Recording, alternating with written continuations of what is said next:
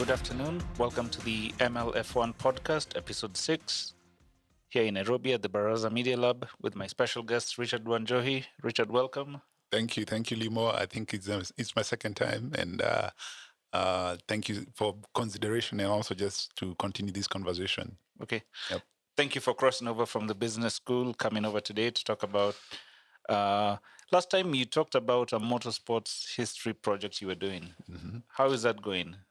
We submitted our first draft of the piece. It's a history of motorsport in Africa. Yes, as I said, I submitted the first draft. It's under review. I think we'll have the final feedback by end of June. We go into the second draft early July, and then submit that by end of August. Then finally, the final submissions should be in September.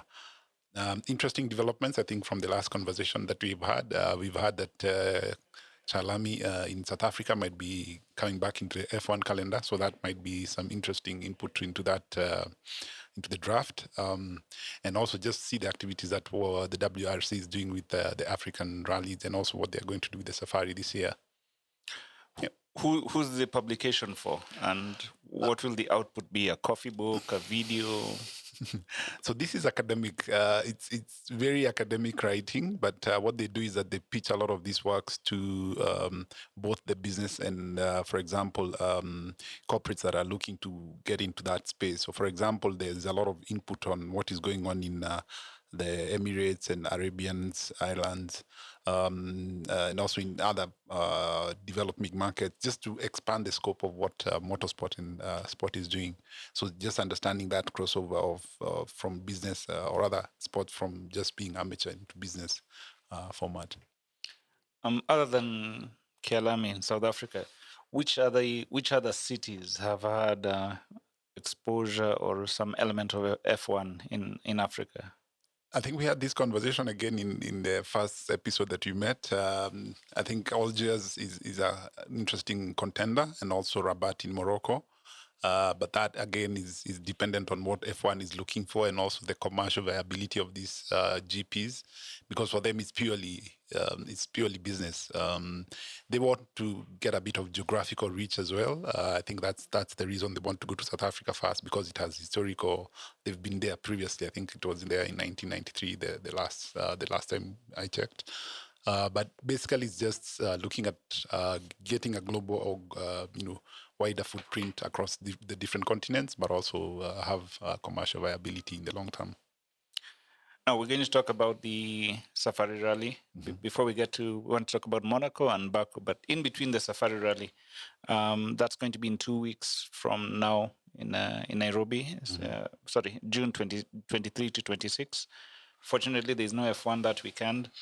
How would you rate the preparation so far here in Kenya? I think we've had some very good developments, both on the ground and also on in terms of planning with the Safari Rally Limited. There are 19 special stages this year, a total of about 365 kilometers. So it's an extra 15 kilometers from your usual WRC events, which have 350 kilometers. So that's a special preference for the Safari. We also have the standard special stage in Kasarani. I think there are preparations to make it a bit more fun, attractive, because I think last year we had a bit of crowd management issues.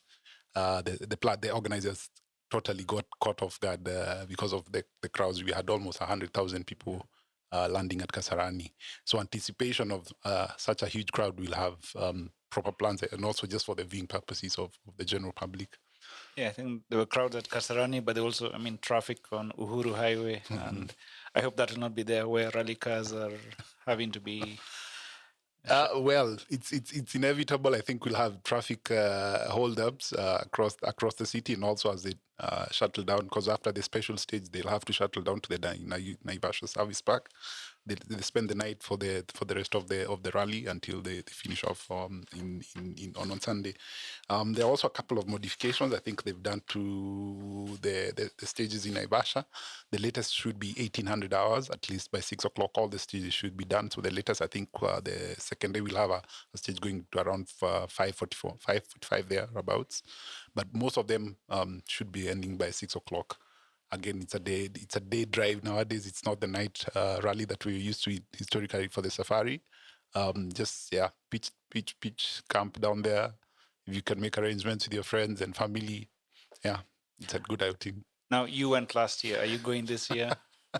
There's something in the pipeline. There is a corporate that we've been trying to pitch some ideas, and I think it's still in discussion. We don't have any final word yet, but I think by the 15th, that's next week, we should have confirmation of whether we are landing down or not.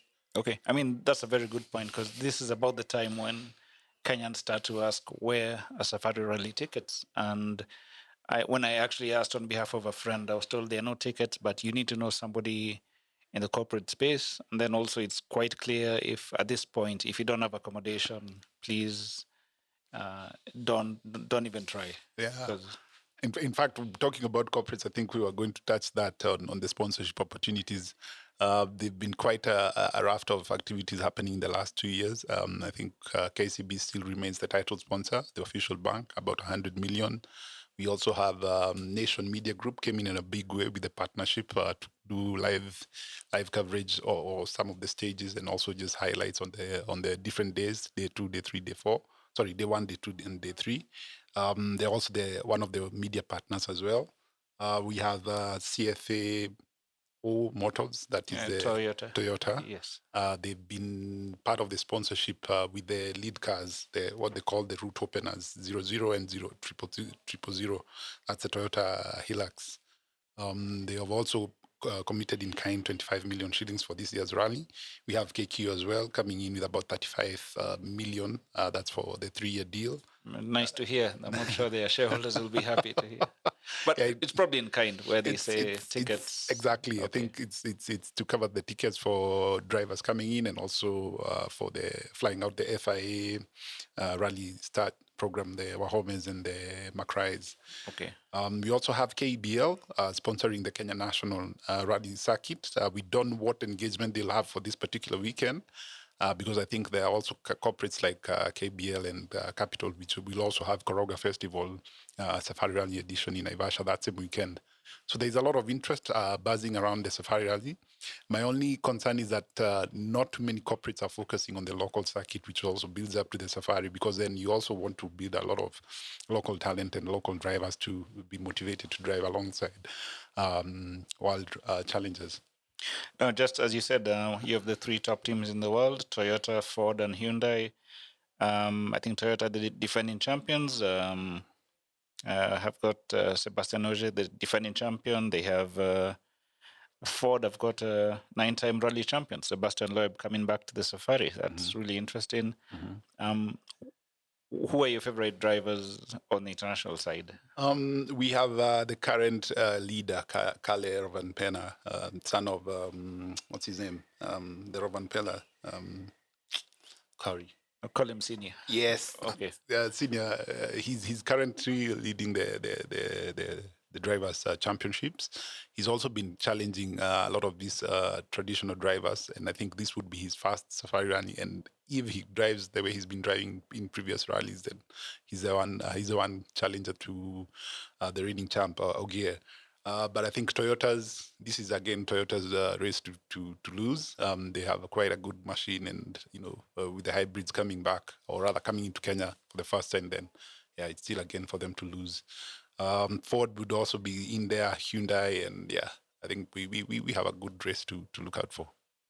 Interesting to see Fabrizia Pons, who was Michel Mouton's navigator in 1983, and what are we, 30 years later, she's now coming back as a navigator, I think, to the youngest driver so she's 75.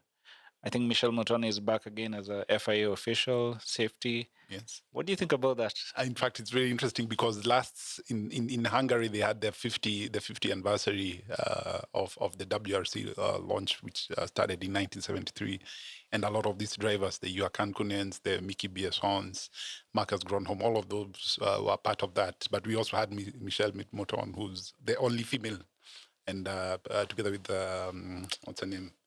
The navigator.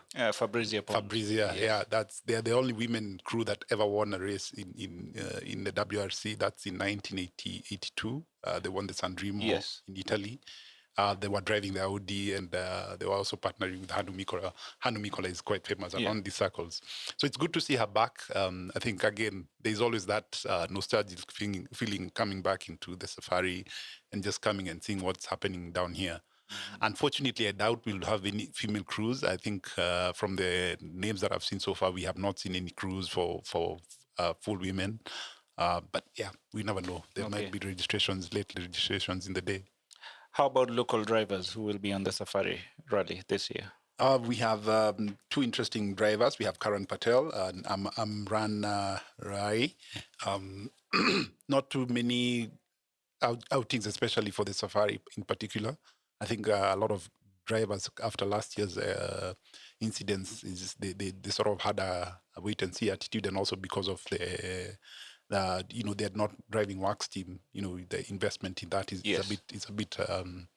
a bit on the higher side. And again, to my concerns, the local circuit, we have not seen a lot of investment from local companies, and also people just sacrificing, or corporate saying, I'll want to sponsor 2 cars or 3 cars on the circuit.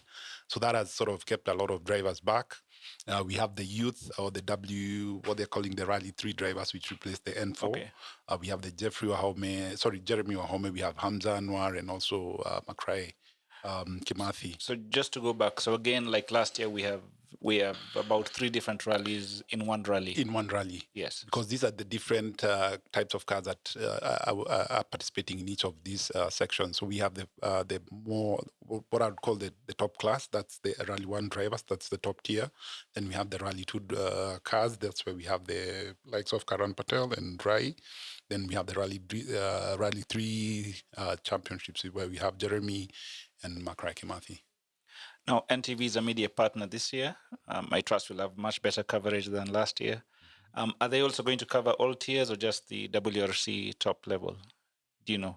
I'm not I'm not in the know of what level of depth they will get into, but I know they'll do daily highlights. Okay. I don't know whether it will be part of the WRC feed or also just their own productions. I think they've also gotten a bit of leeway to focus on the other developments besides the rally proper. For example, what farming involvements or any other social activities that will be happening around the rally, just to give it a local flavor. Okay. I think if you notice, they had a motor show of this past weekend. Yes. I wish it was a longer day, or at least 2-3 days, because it was only a single day on a Friday. If they had the whole weekend, they would have reached a greater public and just appeal to the masses. Okay. Yep. I'll be watching on the WRC app like last year. I think I was just checking out yesterday. It's about 11 euros, which is 1,380 shillings. And just give you a free tip for this show. Don't pay for the package now. Wait till about the 17th or 18th of the month, because you'll pay for 1 month. You'll be able to watch the Safari Rally, and then the Estonia Rally, which is a month later.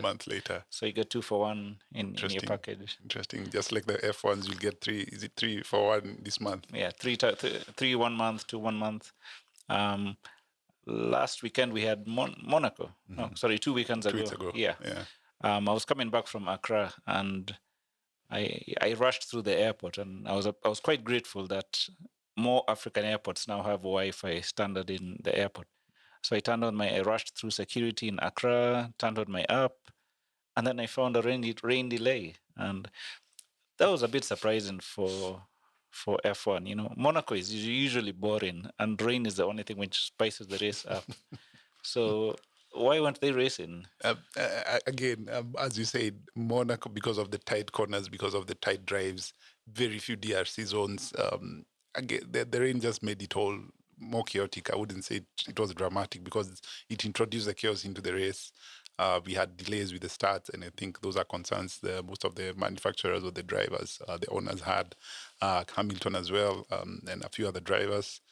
We also saw what happened in when the race started. Yes. Schumacher, 10 inches, difference caused him to crash into the barriers again. Another safety car, big damage, about $1 million damage. Again, Monaco, I think, is one race that they'll have to really review, not just because of the historical purposes, but also because of what for TV coverage. You need a more interesting race than what we had. One of my favorite blogs is Racing Lines, and I was looking at Fritz Dieter, who is a famous. He's one of my idols in terms of taking a hobby and turning it into a career. So he writes for Racing Lines, and he's gone to many races over the last 20 years. And his view is that to save Monaco, Monaco will have to maybe run every 2 years, alternate with the French Grand Prix. You know, they're only 200 kilometers apart, so maybe have 1 year here, 1 year Monaco, 1 year France. And you're saying the same also would be done for Spa and for Netherlands. So just because of the commercial interest, but then at the same time the costs. And then Monaco is kind of on the bubble. I think the old timers of F1 want it, but it's not compatible with the new cars. Precisely, and I think back to the commercial and making the business sense. If you look at the typical GP, they paid between 30 to 50 million US dollars for hosting. Monaco pays 12 to 15 million. How do they do that? Again, because of its history, because they've done it for over 50 years, and it's been running for over 100 years in those streets. Secondly, TV production and race and track side advertising. They're the only track in the 22 GPs with such control. No other race has that control. Wow. And that's something I think Liberty Media want to take back and tell them, okay, we can do better than this. The third one is the track layout. It's just too narrow. I think you saw what happened when Alonso clocked out everyone else, and you couldn't overtake. Hamilton kept trying, and he just had to be content with being number 8. But I was really interested because when I watched the replay, Alonso being having a whole train behind him and just to manage his tires, and then when he was not given the green light to go, he went and set a fastest lap. So clearly, he was just holding up everybody to manage his. So it shows you Monaco. It's not really about the cars can race, but you want to manage your tires and not have a bad pit stop like Ferrari had. Do you think the race could have been a bit different if Ferrari had managed a bit better? I think if the weather did not misbehave, Ferrari was ready to take it out there. And, having the pole position, they had really focused on that strategy. But no one anticipated the rains, at least not to that extent that they'd had to hold up the race. And also, again, with the safety car coming, the virtual safety car coming, it just messed up everything else. So it was a difference between the tires and the strategy on the day. And, that's where Ferrari lost it. And, Perez enjoyed it. Now, this weekend, we go to Azerbaijan, the Grand Prix. If you look at last year, when the magic of, it really comets to go to the last race of the season tied on points between Verstappen and Hamilton. And then you have to now look back to every race where a difference came about. You saw in Silverstone, they collided. You saw in Italy, they collided. But Baku last year was a race where nobody scored points, and there were really points for the taking. And if any of them had scored points, it would have made a big difference at the end of the year. Yeah. Verstappen was leading. He had a tire blow up and he crashed. Hamilton pressed the wrong button in his car, and Perez won his first race for Red Bull. So he comes in as the defending champion this year, and then also the winner of Monaco last weekend. So who are your favorites this weekend? It's interesting because no driver has ever won the GP in Baku twice. Okay. So first of all, Perez is coming with a lot of history. He wants to defend the title. He wants to defend after what happened in Monaco. I still think Charles Leclerc will do some magic on the day. I think it's Ferrari's race to lose. Given the openness of the Baku track, we have, I think, 2 DRS zones, which are very quiet. You can do your overtaking. The corners are not too tight. This should be Ferraris. They can do their comeback on this particular track. Unfortunately, Verstappen is not going to be sleeping. And again, seeing all those challenges back there, Hamilton might be chipping in on Russell. And you never know, he might have a top 4, top 5 position again. Okay. Because he has a point to prove. And I think Mercedes are eventually getting their car right. It's still out there, too much porpoising and, all these technical issues. But again, it's Ferrari's race to lose. And the Red Bulls will still be attacking that lead.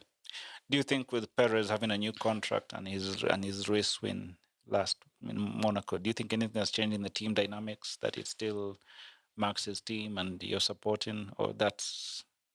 I think this is the owner's way of making it competitive between the two drivers, because we saw what happened to Bottas and Hamilton last season. Bottas kept insisting that he wants to prove himself, and Yes. he was told, let's hold it up until the end of the season. And I think he got impatient, and he was like, if Hamilton is the only guy here, then let me step out. Russell has come in and proved a point and said, yeah, we can do this together. So I think for Perez, it's a good point for him to get a new contract. It makes it competitive because now Verstappen knows that the kid is right around the block, and you can't rest on your laurels.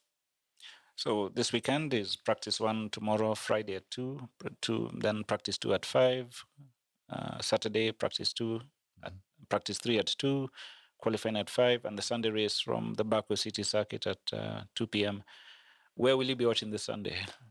Sunday is a bit contentious. I think I have family commitments, Okay. so as usual, my phone becomes my my port of call. Okay. If I'm in the house, then I'll try catch it up on the screen. I'm also trying to weigh up options of visiting the clubs. I think we're in a very interesting motorsport group, and people are always posting interesting venues for this. And I also just want to see the vibe around the club soon. If not in Baku, maybe the next race, I'll want to be in a club setting and see, because this is something I think also the Safari Run in Naivasha needs to focus on, fans' experience over and above just watching it at a live venue. My guest two episodes ago was Mbalu Macau, who does the paddock experience, and he basically every race they'll try and have a different venue in Nairobi where they'll have club members come and watch the race together. And this year he plans to take 100 guys to Abu Dhabi for the race. And he introduced me to somebody in Ghana. And similarly in Accra, there's a guy called Kwabena who has a club, and they actually came to the hotel where I was staying. That's where they usually they'll have 3 different venues in Accra every race Sunday where guys come together. They have bite-ins, they watch the race together. So it's nice to see these club vibes in Africa. Yeah, and I'll try and watch a couple of races with them. Your podium picks. Before that, maybe just one mention of I think we discussed this a few mentions ago. We have the WRC FIA World Championship marking its 50th anniversary. We might have a few drivers coming down, former winners like Johan Kunen, Marcus Grönholm. We also have Michel Moton and Fabrizia. I think they'll be around both with the WRC in their official capacities, and also just to make things a bit more interesting with the Safari. Last year it was such a big experience for many guys just to see Kankunen's car by itself. Yes. So guys came actually to Toyota Kenya and they were saying, wow, that was like my childhood. That was my mecca, an image of my childhood, to come see the car in real life. So the fact that he'll be here, and hopefully, I think Toyota will bring a different car this year, but they really should bring back that car 21, the Celica. You've reminded me, my son has been reminding me for the last 1 year that this time he has to see that Toyota in the showroom. Yes. Before anything gets into the field. Okay. He also wants to be part of the special stage in Kasarani. So the stakes are high. I can just start with my own experience. Yeah, and again, looking at the restrictions being lifted and everything, I'm sure you will have just humongous crowds down there, both in Kasarani and Naivasha. So Kasarani special stage, it's just open, or are there tickets? It's an open field. Yes. Again, as I'm saying, the experience with last year, they decided they want to do a bit of different setup. So they'll have like fun areas where you can sit, I think, terraces or something of the sort. They've also introduced a lot of safety measures because that was one of the considerations they had to put, because the circuit, or rather the special stage, is just behind Kasarani, about a kilometer or 2 from the main stadium. So they have put really measures in place just to make it more accommodating, and also for your viewing experience. And also because last year we had a lot of delays because they had to flag off the main race in KICC, and we waited for almost 2 hours. Yes. So I think they'll consider such logistical issues. Okay. Yep. So this Sunday, Baku City, your predictions, podium? I'd say it's a 1-2 for Ferrari, and maybe Verstappen might change that. Either he'll be second or third. Okay. Yeah. Russell will still be in the top 5. I don't know whether it will be him or Hamilton just tying up the top 6. Okay. Yes. then not paid attention much to it, but there'll be Canada next week, late night race for us in Nairobi, and then the Safari Rally in 2 weeks, which we'll all be a part of. So I think Canada is kind of another radar, because after this, we're really looking forward to the Safari Rally. Definitely. Okay. Yeah. Thank you so much, Richard. Thank you, Limo, for hosting me again. And it's always interesting to be in these conversations. Okay. Looking forward to the next one. Okay, thank you so much. Please follow Richard at Wanjohi, and we're here at the Summer Box Incubator at Baraza Media Lab on Riverside Drive, Nairobi. Thank you. We have been recorded by Doris today. I'm Limo Taboi. Please follow the MLF1 podcast on all the platforms. We're also on Twitter and Instagram. And there's some Kenyan friends of mine who in 2019 went to Baku, and I was hoping to get them as guests, but we wrote an essay with them, which we'll share online below this feed. But enjoy your racing this weekend, next weekend, and the safari in 2 weeks. And keep safe. Okay, keep safe. Thank you. Kwaheri.